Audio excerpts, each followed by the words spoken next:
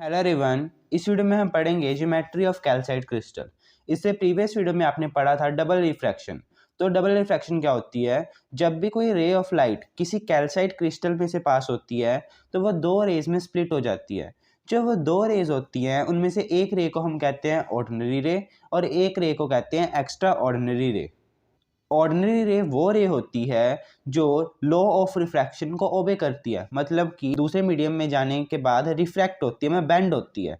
ठीक है, इसका मतलब स्नेल्स लॉ को ओबे करेगी। जबकि जो एक्स्ट्रा ऑर्डिनरी रे होती है वो स्नेल्स लॉ को ओबे नहीं करती। वो एक मीडियम से दूसरे मीडियम के में जाने के बाद रिफ्रैक्शन शो नहीं करती। रिफ्रैक्शन का मतलब कि वो बेंड नहीं होती। ठीक है, तो वो जो लॉज हैं रिफ्रैक्शन के उनको ओबे नहीं करती या स्नेल्स लॉ को ओबे नहीं करती। ठीक है, तो उसमें हमने क्या यूज़ किया था? एक क्रिस्टल, कैल्साइट क्रिस्टल, जिसमें दो रेज में एक रे स्प्लिट हो गई थी। ठीक है, ऐसे क्रिस्टल्स को हम क्या कहते हैं? डबल रिफ्रैक्टिंग क्रिस्टल्स भी कहते हैं। तो जो ये क्रिस्टल है कैल्साइट क्रिस्टल, इसकी ज्योमेट्री को इस वीडियो में देखेंगे। तो स्टार्ट करते हैं। कैल्साइट क्रिस्टल होता क्या है? तो कैल्साइट क्रिस्टल जो होता है उसको हम आइसलैंड स्पार भी कहते हैं, जो कि CaCO3 का बना होता है। ठीक है, कैल्शियम कार्बोनेट का। और ये कलरलेस क्रिस्टल होता है, एक ट्रांसपेरेंट क्रिस्टल होता है, इसका कोई कलर नहीं होता। ठीक है, जैसे कि ये मान लेते हैं एक आपका पूरा क्रिस्टल है। वैसे तो जो हर एक फेस है क्रिस्टल का वो पैरेललोग्राम शेप्ड का होता है। ठीक है, पैरेललोग्राम शेप का होता है। पैरेललोग्राम शेप कैसे होती है? जैसे कि ये आपका पैरेललोग्राम है। ठीक है, थोड़ा सा टेढ़ा सा है। तो इसका मतलब कि जो इसकी जो रियल फिगर होगी वो कुछ ऐसी सी होगी। ठीक है, हर एक फेस जो है वो पैरेललोग्राम शेप का है, इसलिए ऐसी होगी। पर हमने आसान करने के लिए इसको थोड़ा सा ऐसा बनाया है ताकि आपको जो इसकी ज्योमेट्री अच्छी तरह समझ में आ जाए। ठीक है, अब देखिए, जो ये फेसेस हैं ये तो आपको पता चल गया कि ये हर एक फेस जो है पैरेललोग्राम शेप्ड का है। तो ये हर एक फेस होता है ना, ठीक है, हर एक जो फेस है वो कॉर्नर्स पे जो एंगल बनाता है वो या तो 78 डिग्री का बनाता है या 102 डिग्री का बनाता है। जैसे कि ये एक फेस है, ठीक है, इस कैल्साइट क्रिस्टल का, वो यहाँ इस कॉर्नर पे 102 डिग्री का एंगल बना रहा है। जो ये एक फेस है वो यहाँ 78 डिग्री का एंगल बना रहा है। जो ये एक फेस है यहाँ 78 डिग्री का बना रहा है। तो मतलब कि जान दो 78 डिग्री या फिर 102 डिग्री। ठीक है, वैसे ज़्यादातर जो फेसेस हैं, ठीक है, सॉरी, जो ज़्यादातर जो कॉर्नर्स हैं उनमें जो फेसेस होते हैं उनमें जो दो फेसेस होते हैं वो तो 78 डिग्री का बनाते हैं एंगल, या हम कह सकते हैं एक्यूट एंगल। ठीक है, और जो एक फेस होता है वो ऑब्ट्यूज एंगल बनाता है जब 102 डिग्री का। ठीक है, ऑब्ट्यूज एंगल क्या, कौन से एंगल होते हैं? ऑब्ट्यूज जो 90 डिग्री से बड़े होते हैं, और एक्यूट एंगल वो होते हैं जो 90 डिग्री से छोटे होते हैं। ठीक है, तो हर एक कॉर्नर पे दो फेसेस एक्यूट एंगल बनाते हैं और एक फेस ऑब्ट्यूज एंगल बनाता है कैल्साइट क्रिस्टल में।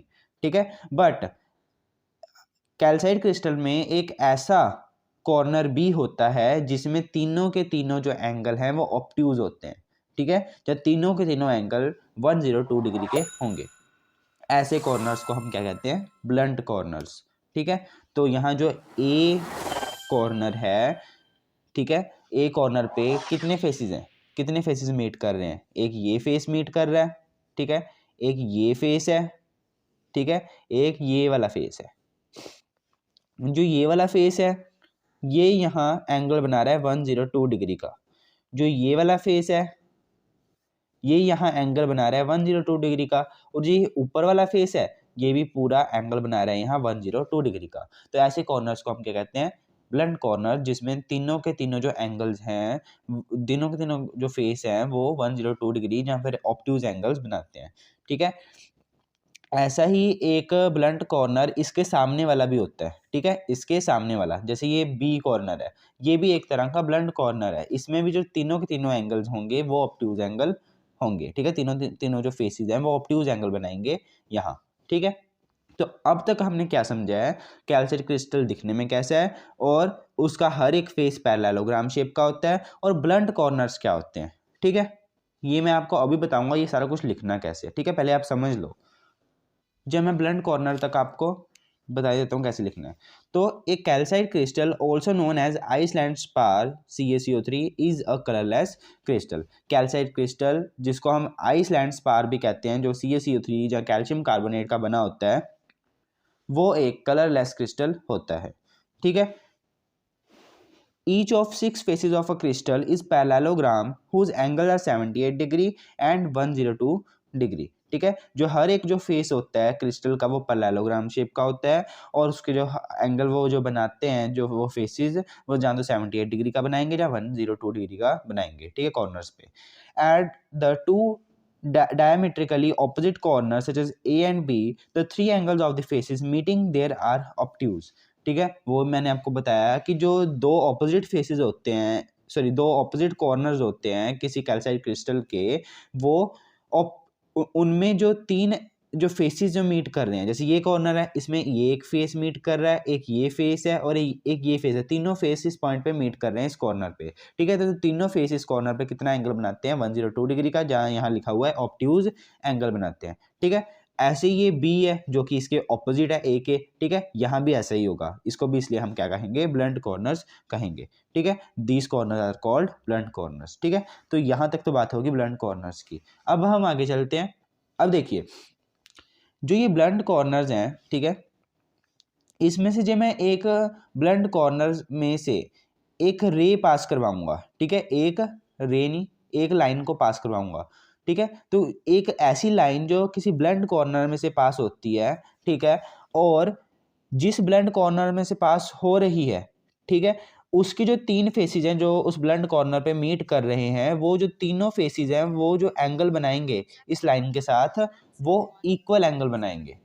जो ये तीनों फेसेस हैं, ये वाले फेसेस, एक ये फेस और एक ये फेस, ये तीनों फेसेस जो एंगल बनाएंगे इस लाइन के साथ, इस ये तीनों जो फेसेस हैं इक्वल एंगल बनाएंगे इसके साथ। ठीक है, इक्वली इंक्लाइंड होंगे इस लाइन के साथ, और ऐसी लाइन को हम क्या कहते हैं ऑप्टिक एक्सिस। तो ऐसी लाइन जो किसी भी ब्लंट कॉर्नर में से पास हो रही है कैल्साइट क्रिस्टल के, ठीक है, और तीनों फेसेस के साथ जो कि ब्लंट कॉर्नर पे मीट हो रहे हैं उसके साथ इक्वली इंक्लाइंड है, इक्वल एंगल बना रही है, ऐसी लाइन को हम क्या कहते हैं ऑप्टिक एक्सिस कहते हैं।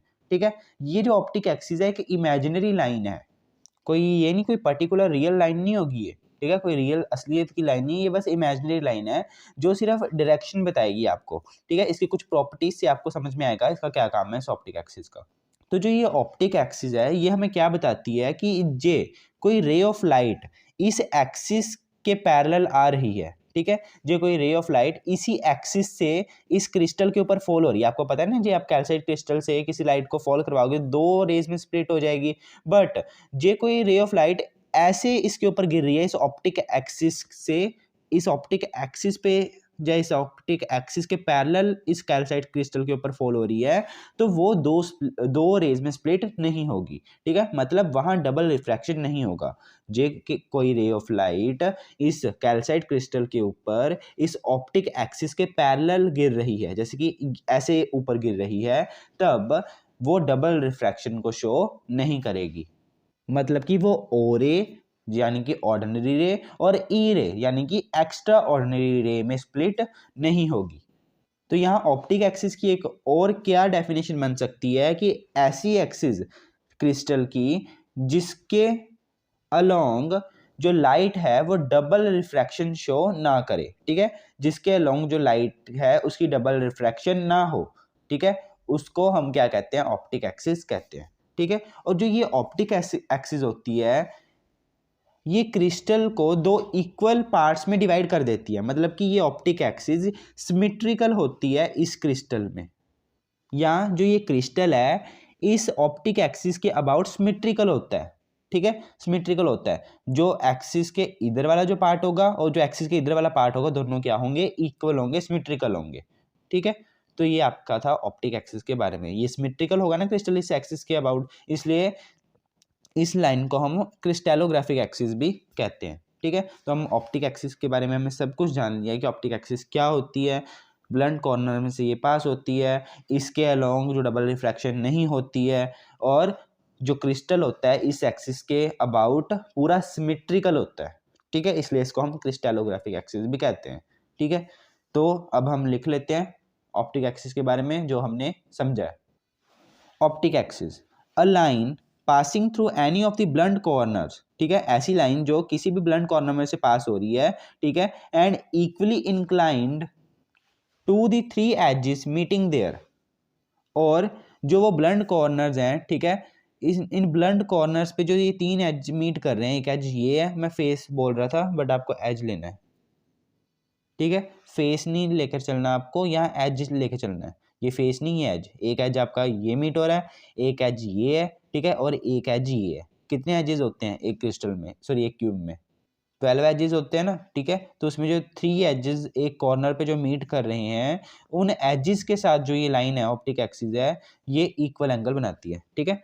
तो ऐसी लाइन जो किसी ब्लंट कॉर्नर में से पास हो रही है और 3 जो एजेस हैं जो वहाँ मीट कर रहे हैं, उनके साथ क्या बना रही है, इक्वल एंगल बना रही है, ठीक है। उसको हम क्या कहेंगे, ऑप्टिक एक्सिस कहेंगे। तो इसकी कुछ प्रॉपर्टीज होती हैं, वो देख लेते हैं। ऑप्टिक एक्सिस क्या है, एक डायरेक्शन है, सिंपल एक क्या है, डायरेक्शन है, कोई पर्टिकुलर लाइन नहीं है, ये एक इमेजिनरी लाइन है, ठीक है। दूसरी प्रॉपर्टी क्या है कि जे कोई रे ऑफ लाइट इस एक्सिस के अलोंग फॉल करती है, इस एक्सिस के अलोंग फॉल करती है, तो इसके पैरेलल फॉल करती है, तो वो जो रे ऑफ लाइट है वो ओ और ई रे में स्प्लिट नहीं होगी, ठीक है। No separation of ray into O and E occurs if the ray passes along this axis. ये इस एक्सिस के अलोंग पास करती है कोई रे, तो उसमें सेपरेशन नहीं होगी ऑर्डिनरी और एक्स्ट्रा ऑर्डिनरी रे में, ठीक है। इसलिए ऑप्टिक एक्सिस को हम कैसे डिफाइन कर सकते हैं, it is a direction through a crystal along which there is no double refraction. तो ऐसी एक्सिस जिसके अलोंग जो रे है वो डबल रिफ्रैक्शन को शो ना करे, या डबल रिफ्रैक्शन ना हो, ठीक है। थर्ड क्या प्रॉपर्टी है, crystal is symmetrical about this axis. इस एक्सिस के अबाउट जो क्रिस्टल होता है वो क्या होता है, सिमेट्रिकल होता है, इसलिए इसको हम क्रिस्टलोग्राफिक एक्सिस भी कहते हैं। अब हम जो हमारा लास्ट टॉपिक है इस वीडियो का, प्रिंसिपल प्लेन क्या होता है। तो सिंपल सी बात है, ऐसा इमेजिनरी प्लेन इस कैल्साइट क्रिस्टल में, ठीक है, जिस पे जो ये ऑप्टिक एक्सिस है वो लाई करती है, ठीक है। ये ऑप्टिक एक्सिस तो ऐसे होगी ना, जैसे ये क्रिस्टल है, क्रिस्टल के अंदर ऐसे घुस रही है, ठीक है। तो देखिए हम मान लेते हैं ये आपका कोई एक प्लेन है, ऐसे, ये मैं डॉटेड यहाँ एक चोन कर देता हूँ, ठीक है, और एक पॉइंट यहाँ ऐसे ज्वाइन कर देता हूँ, ये वैसे ज्वाइन ही है, और एक ये, और एक ये वाला, ठीक है। ये वाला प्लेन देखिए, ये वाला